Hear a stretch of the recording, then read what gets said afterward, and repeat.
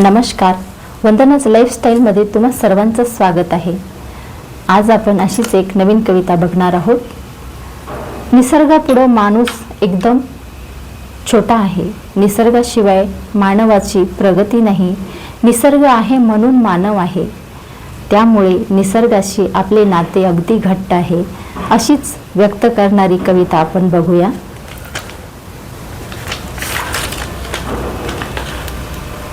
जे माझ्या घरी कधीच येणार नाही, जे माझ्या घरी कधीच येणार नाही, मी त्यांच्या जवळ जाईन। जे माझ्या घरी कधीच येणार नाही, मी त्यांच्या जवळ जाईन। अथांग पाण्याने भरलेली नदी, अथांग पाण्याने भरलेली नदी कधीच येणार नाही माझ्या भेटीला। अथांग पाण्याने भरलेली नदी कधीच येणार नाही माझ्या भेटीला। हे डोंगर बहरणारी शेते, हे डोंगर बहरणारी शेते, नागमोडी गावातील अरुंद रस्ते, नागमोडी गावातील अरुंद रस्ते येणार नाहीत माझ्या भेटीला। हे डोंगर बहरणारी शेते, नागमोडी गावातील अरुंद रस्ते येणार नाहीत माझ्या भेटीला।